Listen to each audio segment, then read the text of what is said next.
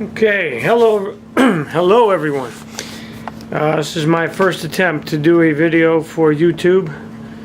I felt the need to do this video because I thought maybe someone might find it helpful, like I would have, if I could find a practical, easy to build cowboy action shooting cart.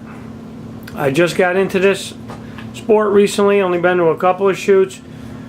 Immediately saw the need for a cart, and you will too if you get into it. So I'm just going to do a real short video, just show you. I'm not going to tell you how I made it, but just kind of go over quick, you know, give you some ideas hopefully. All I did was go on the internet and find pictures and looked at the pictures and kind of came up with my own dimensions and basically went from there. So this is real simple, all simple carpentry joints. You can see the box joints right there for strength on the box and the frame. The joints are in the back as well. Basically what I made was a big wooden hand truck. That's basically the concept behind it. Works the same way. Take this hat off, take my belt off. It was really kind of a neat project too, because I really didn't spend any money. The only thing I bought were you know, the hinges you see here for the rifle rack. I did 5 you know, 5-port rack. This swings open. Okay, you get your guns in and out. I put padding down the bottom. It's all separated by pieces of plywood, just some flannel covered foam, ethylene foam that we use for archery targets. The butts fit right in there. There's not slopping around while you're moving around. Got one of these little pressure clips over here. Grabs the other thing there on that side. Clicks right in. Stays pretty good. Little wood dowel on the back here.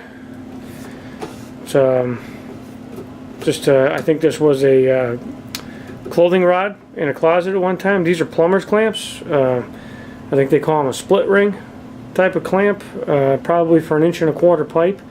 Painted them black. Used a machine thread to a lag screw adapter on this side. Screwed it right into my top rails. Another interesting thing as far as using stuff I had on hand, I do some woodworking as a hobby. You know, I've done some furniture, built things like that.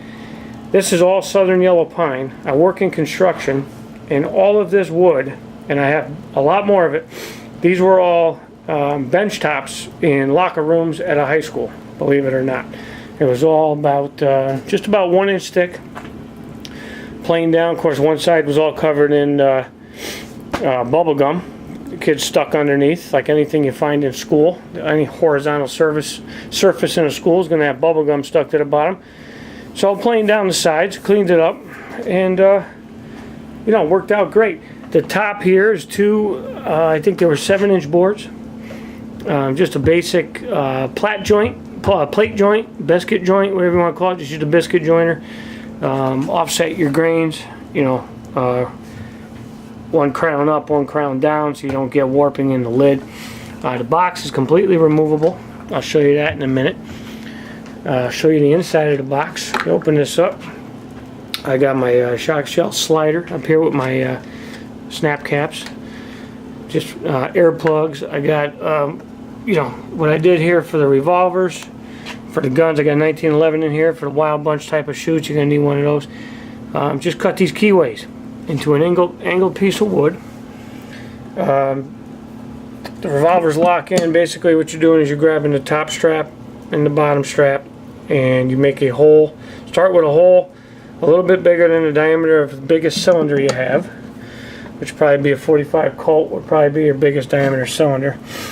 And they lock in there. I mean, they're not moving. You know, I can wheel and deal this thing anywhere I need to go. I put the remainder of the space I had, I put a plywood divider in here. I got my ammo in the front. I used these plastic containers I get from Walmart. They got screw-on lids. I use this for all my reloading. I use these containers. I got shelves full of them.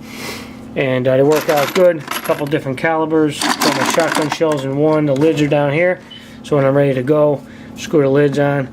I can put more stuff on top. Got a holster, loading blocks back here. Put a couple hooks up here.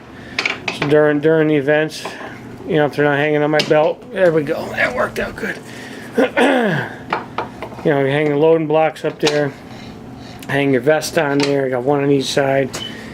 I usually throw my hat if I take it off over the top. Shotgun belt down there. Eyeglasses. I mean, all kinds of things. You could fill this with anything. The only place you're limited on space, if you can look, is above the revolvers. You got about a ½ inch clearance from that to the inside of the lid when you close it. I basically built this. I built the frame and then made the box. Basically, I looked at, for me, what would be the perfect seating height. Because one of the primary uses of this, as you can tell, is it's a seat, and you're going to sit a lot during cowboy action shoots. You know, you just a lot of time between stages. You're going to want to sit. You're going to want to take a break, place to sit down, take a lunch. You know, grab something to drink. So seating height off the floor, finished height off the floor was critical. That basically dictated how high I can go with the box. In other words, how deep I can go with the box. You know, I couldn't make the box deeper because then it wouldn't be a comfortable seating height. I made it basically maximum height here that I could, so I don't even have room really to put a cushion. I was going to put take a piece of leather and cover some foam and make a cushion on top, but really not that critical. It's not that bad sitting on a flat piece of wood.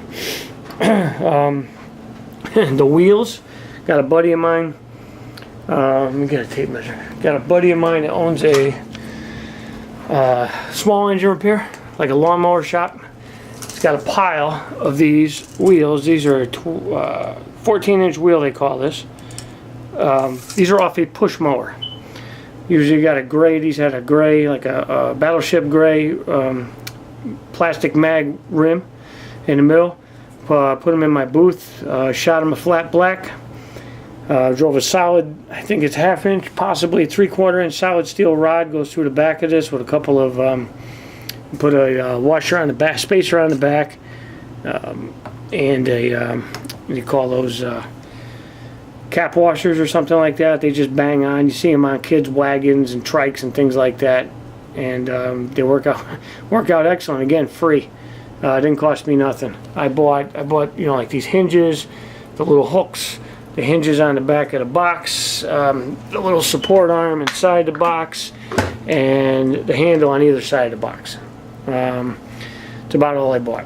And also have, get down here, might be easier to see, the feet in the front. Obviously the back is supported by the wheels. The feet in the front are 4x4 wood legs with levelers. Just in case you got some uneven terrain, you want to level it out so you got a stable seat, you can do that. That's pretty much it. Let me put this camera back on. Let's see. I'll show you in a second here. Let me go over a couple other things. Put this back on the stand. Put this back in. Okay. Camera should be good. Like I said, what's that?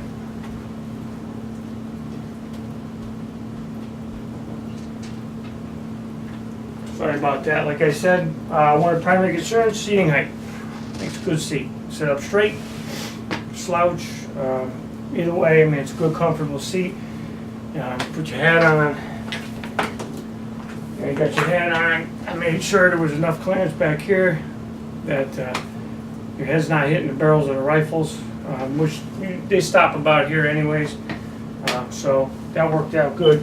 Again, like I said, box is removable. Very heavy when it's loaded with revolvers and ammo, as it is. And you basically just have, you know, like I said, like a wooden hand truck. This whole unit, I just brought it outside, put it up on my deer hoist, my scale. It's 60 pounds exactly. And this is all about 7/8 thick. somewhere between 3/4 and 7/8 stick southern yellow pine. Carriage bolts in the back where this comes down inside. They carriage bolt in through the frame. Also added screws. I did make it so that these two, you take 2 screws out and this hole, well actually I didn't even have it, I forgot to put the screws in. So the whole rifle rest part comes out. You can access, tighten up the carriage bolts, maybe repair the axle, the rod that goes through if need be. Write a little note to myself, make sure I put the screws into this so it doesn't move on me. For some reason I can't get it back in. Okay, there we go. Everything fits pretty tight, you know. Probably swelled up a little bit since I built it too. Humidity's starting to settle in here in the Northeast, so things are starting to grow. Wood, anyways, starting to expand. So that'll come out. Real easy for me getting in and out of the basement. I got about 6-7 stairs over there to go up, so I take the box out, wheel this up empty, carry the box out, put the box in it, wheel it around the house to the truck. I usually put the box on the back seat or the front seat if I'm by myself in the truck. So that's got my revolvers and everything. The rifles are in cases, and this will go in the bed of the truck and get latched down for transport, and works out pretty good. And that's about it. And get a better look at the 4x4s, just 2 cutoffs of 4x4s, and I got them screw in and out levelers, you know, for uneven terrain. And works out pretty good. You get good leverage. Put the box back. Get good leverage. You just put your foot back here like a hand truck, pull down, and you're good to go. You can push it, pull it. Serves my needs, works out good, looks good. Should last, probably outlive me if I don't damage it somehow. Drop it, run it over, and that's about it. Hopefully this was helpful to somebody. I just hope it saves somebody some time, some money, gives them an idea, gives them a little inspiration to build their own. And that's it. Thanks for your time.